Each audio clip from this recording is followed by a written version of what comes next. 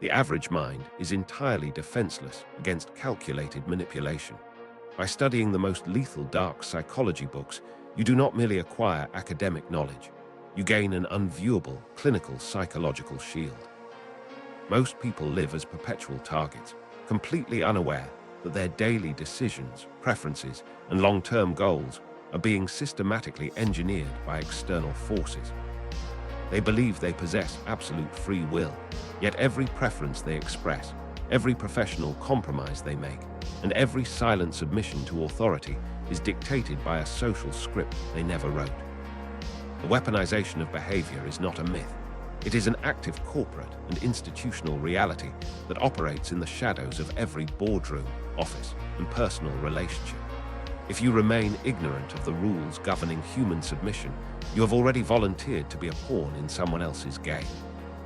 This clinical audit will peel back the layers of polite society to reveal the mechanics of absolute control, proving that those who do not understand dominance are destined to be governed by it. The texts of shadow influence do not request your permission. They simply bypass your logical filters and install subversive programs directly into your decision-making core. To step into the arena of modern life without this literature is to accept immediate psychological subjugation. You become a passive vessel, drifting through an ocean of competing agendas, completely unaware that the currents pulling you are entirely artificial. True protection begins the moment you accept that society is not a cooperative alliance, but a competitive landscape where behavior is engineered, traded, and exploited.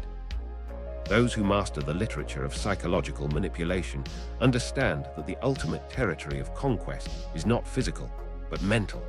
They do not seek to convince your conscious mind. They seek to govern your subconscious impulses, transforming your desires into their ultimate instruments of control. The hidden mechanism.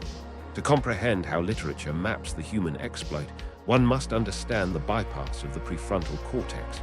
Subversive operators do not appeal to your logic. They target your evolutionary vulnerabilities. By triggering acute survival instincts, fear, social isolation, or the desperate need for validation, they induce a cognitive state known as ego depletion. In this depleted state, your analytical defenses are offline, leaving your subconscious entirely receptive to external programming.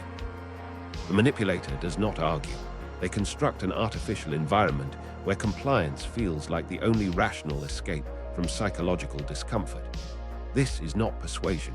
It is the systematic hijacking of your neural architecture. Academic studies in behavioral engineering prove that once an individual accepts a minor, seemingly harmless premise, their psychological consistency forces them to accept increasingly destructive demands. The books of shadow influence do not teach you how to ask politely. They teach you how to make refusal feel like social and emotional suicide. Furthermore, the modern landscape is saturated with these subtle cognitive traps. From corporate human resources protocols to highly engineered consumer software, every interface is designed to exploit your need for cognitive ease. When you are tired, overwhelmed, or seeking quick relief, your brain defaults to System 1 thinking, rapid, emotional, and highly suggestible. Manipulators know this, and they actively stage crises, artificial deadlines, and emotional flashpoints to keep you in this state of perpetual vulnerability. By understanding the mechanical reality of your own brain, you begin to see the strings. You realize that your anxiety is not an organic failure, but a manufactured reaction designed to make you yield. To read these manuals of manipulation is to examine the blueprint of your own mental prison, so you may finally locate the exit. This neurochemical exploit is highly predictable, operating with mathematical precision across all levels of human hierarchy. It is a systematic process where your biological hardware is turned against your psychological software, leaving you entirely transparent to the trained observer. When they map your baseline emotional triggers, they possess a direct control panel to your behavior. They can induce guilt, trigger shame, or inspire false hope with a single calculated remark, steering your decisions without ever revealing their hand. Clinical audits. Let us examine the empirical evidence. Throughout corporate history, high-functioning sociopaths and Machiavellian executives have used these exact behavioral blueprints to secure rapid promotions, isolate potential threats, and dismantle entire divisions from within. Consider the classical case of engineered scarcity described in elite persuasion literature. By manipulating the perceived availability of resources, recognition, or direct access, a toxic manager can force peers into frantic, self-sabotaging competition. The clinical profiles of these operators show a complete absence of empathy coupled with an elite mastery of verbal mirroring. They study your micro-expressions, identify your deepest professional insecurities, and file them away as future leverage. In the corporate theater, your vulnerability is a highly traded commodity. Those who rule the boardrooms are rarely the most competent. They are the ones who have thoroughly digested the dark manuals of behavioral leverage and executed them with surgical, ice-cold precision. This behavior is documented extensively in clinical psychology. The predator at work operates by gradually eroding your self-trust. They will initially praise your efforts, building an artificial sense of security and dependence, only to withdraw their approval without warning. This intermittent reinforcement schedule is the exact same mechanism that makes gambling highly addictive. Your brain begins to obsessively seek the lost validation, burning valuable cognitive resources in a desperate attempt to please the operator. As your self-esteem disintegrates, you become increasingly compliant, accepting workloads and terms that you would have rejected in a healthy state of mind. They watch this decay with clinical detachment, knowing that a broken employee is a highly predictable and easily controlled asset. They do not see a colleague. They see a resource to be extracted until there is nothing left but professional burnout and emotional exhaustion. In this environment, survival requires you to stop believing in the illusion of meritocracy and begin studying the cold, hard science of leverage. Every corporate interaction is a transaction of power, and those who do not actively negotiate their psychological boundaries are destined to be mined for their labor and focus. To remain blind to this transaction is to volunteer for systemic exploitation, sacrificing your long-term mental health and career advancement for the comfort of temporary compliance. Analyzing these subtle corporate micro-behaviors requires specialized diagnostic tools that the establishment weaponizes against you. I have left the exact Machiavellian behavioral protocol mentioned in this audit available in the description below under the name Warrior Mindset. Secure your psychological shield today before they exploit your next vulnerability. The counterattack framework. Breaking this cycle of subjugation requires a radical, systemic shift in your cognitive habits. First, you must establish absolute emotional detachment in the face of pressure. When an individual attempts to rush your decision-making process, trigger guilt, or create an artificial sense of urgency, they are attempting a cognitive bypass. Your response must be absolute, heavy stillness. Force a prolonged silence. It acts as a psychological mirror that exposes their desperation and forces them to overextend their hand. Second, implement the rule of calibration. Analyze their actions, never their words. Words are cheap, highly engineered tools of deception. Behavior, however, always leaves an observable trail of strategic intent. You must treat every social and professional interaction as a clinical experiment where you are the detached, objective observer. When a manipulative peer attempts to use passive-aggressive remarks to undermine your position, do not explain or defend yourself. Explanations are a form of submission. They signal that you recognize their authority to judge you.